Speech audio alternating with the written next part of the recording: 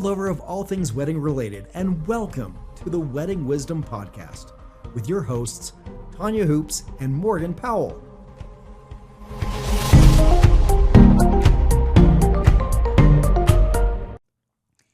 Hey Morgan, how are you today? Good. How are you doing, Tonya? Good. I'm so excited. We have a special guest today, and I think someone that's very special to you. Yes. I might know this person just a little bit. Just a little. Do have to say, I am completely biased, but he is my favorite DJ. I wonder why. It is my husband, Mr. Russ Powell. Hey Russ, It's so good to have you with us today. Thank you. Good to be here. Yeah, so let's talk DJ. Okay, what are we talking about? You know a little bit about DJs, right? I do. I've been in the industry 20 years. 20 years. Wow, that sounds like a long time for such a young guy. Did you start at 15? Yeah, something like that. No, back, I think I was 23, 24. Yeah. Still pretty young to start. Yeah. All right. So for our viewers, our listeners, tell us a little bit about yourself. Tell us like why you love DJing and tell us just who you are. So, long story long, I grew up with a love of music. My parents loved all kinds of different musics. And when I was very, very little, I would sit in the back of the car pretending to lead the orchestra while my dad listened to big band. And so I have just always had this great affinity for music. And then growing up, I dealt with some difficult issues, both within family and friends. And I found a lot of solace in music. So a lot of times in high school, when I was going through some rough times in between classes, I would just have my headphones on and drown everybody out because that was, my safe place. So going into later on into life, because I did play piano and other instruments, I started a band. And our band was fairly successful. We played a local stage on Lollapalooza and Vans Warped Tour. And then we had a friend that was in the band that ended up going to Fallujah in Iraq. And so our band kind of took a hiatus. At that time, one of the guys that I worked with said, "Hey, my sister's getting married in our backyard. Can I borrow your PA system for your band?" And I said, "No. There is no way I can lend you $8,000 worth of gear. I'll come do it." And I think I charged him like $100 or something like that to do his wedding. And this was back when we were playing on dual CD players, like the individual like shock skip CD players. And like we'd have to like, okay, we're gonna get the song ready, and then we're like gonna get and like, oh crap, my batteries died. I mean, just a whole thing. And so we did that. And at that wedding, two other couples came up and said, "I just got engaged. You are so much fun. Will you DJ our wedding?" And I said, yes, I will. And it turned into a business. And that's how I got into DJ. That's great. So it sounds like it kind of happened by happenstance. You just kind of fell into it with your love of music. Oh, yeah, very much so. I mean, going from writing my own songs to just playing somebody else's songs and leading line dances. Very, very different feeling. But at the same time, I love love. And there is something special about being with couples and their families on their wedding day and getting to work with them on creating a soundtrack for what does their day look like. And those gear shifts from ceremony to cocktail hour to dinner to dancing, and even on the dance floor, those roller coasters of highs and lows, from high energy songs to just sing-alongs that are just head swayers. And it's such a beautiful thing. That's amazing. Since you've been doing this for a minute, how have you seen the traditions change in terms of weddings? From where you started and what couples are looking for in terms of a DJ versus a band or other entertainment at their wedding? Ooh, I love that. That's a great question. So for me, I understand traditions. I'm a master of ceremonies. I spend a lot of time actually learning about why we do the things that we do when it comes to traditions and weddings. I have found that it is really important to not do a tradition just to do the tradition. If you are going to cut a cake just because everyone else has cut a cake, then find out why and then make a decision on if it's actually something for you. Like, for example, the groom is on the right hand side where the bride is on the left hand side traditionally, because the groom has to have access to his sword, and his best man is on his right hand side so that he can also protect the couple as well. And so, like, there's these little things that we don't think about, that we don't really do anymore, but yet we still are like, oh, okay, the groom's family sits here, or the one couple's family sits on this side, the one couple's family sits on this side. And I've seen that change to, we're all family now, sit wherever. We've seen changes from cake cutting to people doing pies and cheese wheels and different things like that. We've seen people, instead of doing first dances, doing first bowls or first video games. We have seen um, you know the ceremonies where they are doing grand finales at the end of their ceremony with this gigantic cinematic kiss. You've also seen a lot, especially this year, at least I feel, a lot of minimalism. I feel like the trend is going away from bigger to smaller, intimate, and what actually fits the couple and their families, instead of we're just doing something to do something. So, my favorite thing is the ring bearers. Instead of just little nieces or nephews that are brought in to be flower girls and ring bearers, they do like a ring dude or a ring dog or a flower grandma, and just switching things up a little bit. And it's been really fun to see people personalize those aspects of their wedding. Yeah, not keeping with the old traditions where it was like the first dance was always the first dance and it always happened a certain amount of time in a certain way. Maybe it's a salsa dance now, or maybe it's, as you said, it's not a first dance, it's a first video game. I haven't done that one yet. That one sounds really fun, Russ. I'm going to have to encourage that one. But it's just that people are being themselves. It's about them. It's about them as a couple. It's about them and their families. Yeah. It's not about the big show. It's not about it might be beautiful, and it probably is beautiful, right? But it's not about like, oh, I'm competing with the Joneses next door. It's about me and us. And I think that's one of the things that you do really well is understanding those traditions and sharing them with couples so that they can say, yes, that is something that resonates with us and fits with us, or no, that doesn't really resonate with us and we want to pass on that.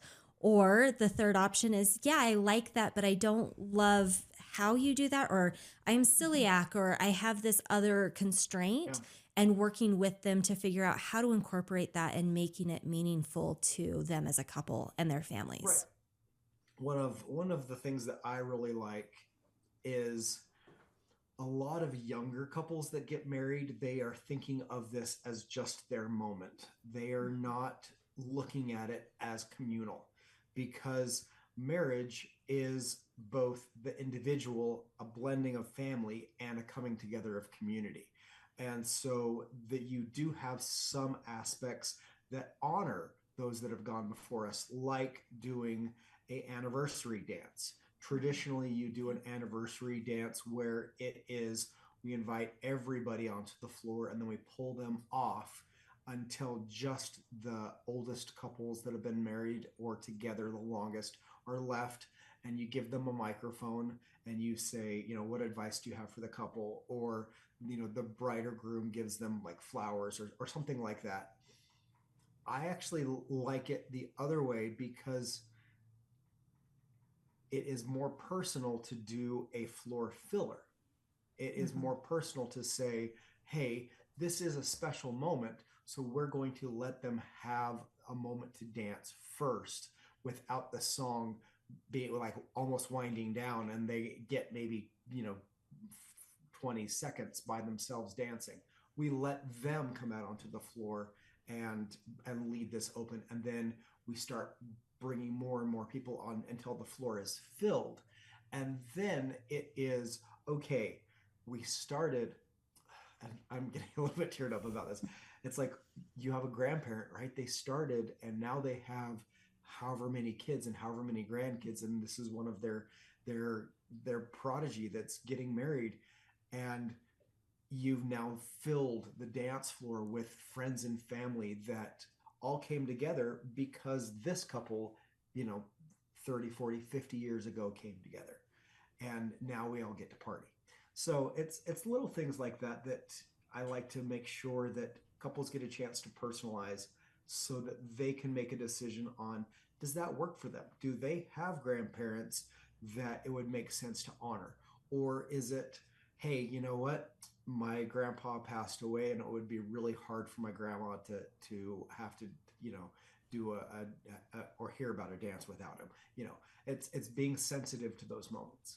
I think that's lovely. And I think that's so important because, again, it goes back to it's about the couple, it's about their family, it's about their community, right? So you've told us that you love to personalize, weddings as a DJ. What is your favorite part about DJing? Did I catch you off guard, Russ? Because that is hard to do. No, I have so many favorite things. I mean, obviously, I like personal vows. This year, we've seen a lot of people do their personal vows in private, Mm-hmm. away from everybody else. And while I like the intimacy of that, I I don't love it as far as the communal aspect of you are letting everyone else in on the secret jokes that you guys have between yourself, and and things that yes, you could save some things for just you two alone, but it's nice to have some of that love story be told, which we see that more and more people, instead of hiring officiants, they are asking a family friend, an aunt, an uncle, a best friend, a friend from college, do their ceremony.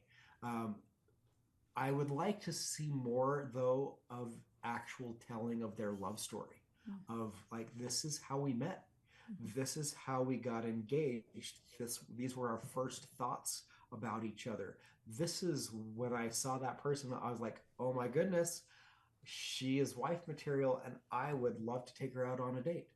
Kind of a thing. What were your impressions, and why is that person perfect for you? Because ultimately we hear it a lot of times during toasts, where you'll have a best man or a maid of honor be like, oh yeah, and when they brought this person home, I knew that this was the person because they acted differently than everybody else. And then they'll throw in like, oh, and we listened to this song, and the couple never tells me about that song that was like their high school or their college song. And I'm like, why aren't you telling me about this song? But I'll wait an hour into dancing, I'll throw that song in, and the crowd, the group will just erupt because now everyone has been let on the secret of why this song is special, and it's now a fun thing that everyone gets to join in. And so it's little things like that that I absolutely love on the wedding day. So again, it goes back to that personalization. Yeah. You love the personal and the community feel again, because you've gone from a personal moment and then you've thrown it onto the dance floor for everybody to enjoy. Yeah. I love watching you do what you do. I'm really lucky because I get a front row seat a lot of times, even if I'm not working the wedding with Russ. Usually if I have the weekend off, I will attend and go with him to his wedding. So I get to see him in action a lot. She's It's fun to watch the two of you together. It is. Favorite roadie, yeah. Yeah. Well, I hope that she's your favorite roadie. that would be important that she is. I'm not always the strongest roadie, but important that she is your favorite, I would think. That's okay. I got it. Yeah. So we have had such an amazing conversation with you, and thank you so much for your time. As we wrap this up, what is like your one piece of advice for couples when considering hiring a DJ or the entertainment for their wedding? I would always suggest that whether you have a DJ or whether you have a band, make sure you have a great master of ceremonies, somebody that is actually trained and knows from moment to moment what needs to be said, and they are thinking about what emotion does this room need, what emotion needs to be brought into this moment for these people. Is it, did the best man just give a funny speech and now you're about to introduce a maid of honor, and so you're gonna take that funniness and then turn it serious? Like, what what does the moment need? And because regardless whether you have a band or a DJ, they're both going to do great job, play the music that you want, and just you're going to have a great night regardless. But having an amazing master of ceremonies will set the tone for the rest of your guests so that they are led moment to moment, because not only will they play the music that you want, but they will then move the crowd and work with the planner, work with the photographer, work with videographer and other vendors to make sure that the stage is set. It is that Oscar Beyonce moment where they say, and now presenting Beyonce. And if they say now presenting Beyonce and then she doesn't appear, the curtains open, she's not there, you get a whisper in the crowd, and then it gets louder and louder and louder, and either she appears or she doesn't. And there's that pregnant pause that you do not want on your wedding day. And so by having somebody who will make sure that everything is staged and set correctly, you will have, and now Beyonce, curtain opens, Beyonce appears, and things will just flow smoothly. Your guests will remain nice and calm and have such a good time, and they won't think about it because you will just move them from one moment to the next. Yeah, it seems seamless in that case because between the planner and the MC, they're your master of ceremonies. They're working together and making sure that Beyonce's in place as you make the announcement and open the curtain, right? And then everyone's like, "Wow, that was just such a smooth event. That wedding was just like seamless. We even moved like 3 different locations, and I never felt like we were moving, right? Because you're leading them." Yeah.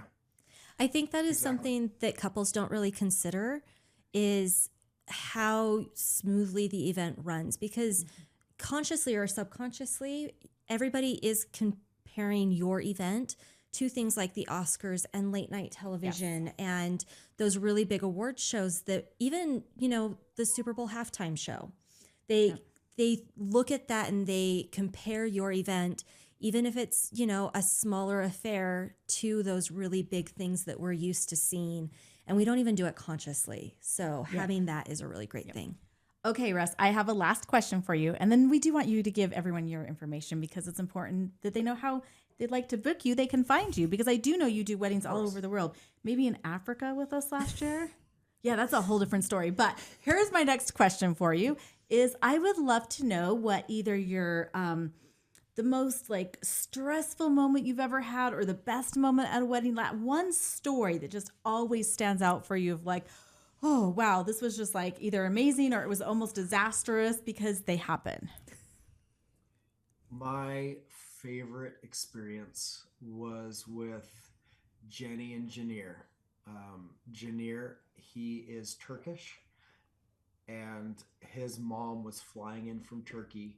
She did not speak a lick of English, but they wanted her to be able to participate in the ceremony. And we had just gotten these silent discos. Funny enough, I'm actually working on them right now. We had just gotten these silent discos, and I said, well, what if we plug in some small earbuds into the auxiliary of this headset, and then we have a person over by me on the audio booth translating in real time into Turkish. And they're like, you can do that? And I said, yes, we can. And the mom was sobbing because they had this not a memoriam, but I can't think of the word I want to use. They honored her, and they just said, we just want to take a moment to thank our moms. And he said some things to his mom, and that was able, and he said it in English, and then the translator translated it. And so all the people that were his family that came from Turkey were able to hear it in real time in their own language. And some things maybe didn't go right at that wedding, not necessarily on my end, but there were some things that they weren't 100% happy with. But the one thing that they talked about over and over, and they've even messaged me years later saying, hey, we just want to thank you for everything you did, was that personal touch of making sure his mom could hear in her own language and hear it real time and not have to have somebody standing next to her translating and interrupting everyone else or having the microphone passed back and forth. And that, hands down, one of my favorite moments. What an amazing moment. And that goes back to your whole personality where, again, it goes back to having it be about you, having it be about you as a couple and about your community, because you made it about your community. And also it shows what a great vendor does. A great vendor sees a situation, says, we're going to make this a great situation instead of something that could be not so great, right? And so what a fabulous story. I never have heard that before, Russ. That is a great story. Yep. Of course. Well, thank you so much for having me. So if you want to get a hold of me, you can reach us on Powell Weddings and Events, aka powellwe.com. You can also reach me directly on my cell phone at 801-823-988, or find me on Instagram at DJ Russ Powell. We do offer DJ, photography, silent disco, and master of ceremonies. So, not only can you hire me, but you can hire my wife, and then we get to work together, because our part of our love story is that we met at a wedding. And yes, we'll have to tell that story sometime. I think one day we might have to. We'll have to tell that story. But hey, Russ, thank you so much for your time. And just so everyone knows, we'll put all of that information in the show notes, also on the blog. And so you'll be able to find Russ and be able to hire him. We'll put him in our vendor listing. So we just so appreciate your time and everything that you do, and for making, weddings so personable. Thank you. Welcome. Yep. See ya. Have a great day, everybody. See ya.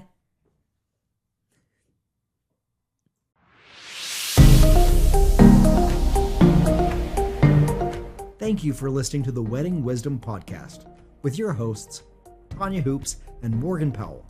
To keep up to date with the latest episodes, like, subscribe, and follow at Wedding Wisdom Blog on all social media platforms.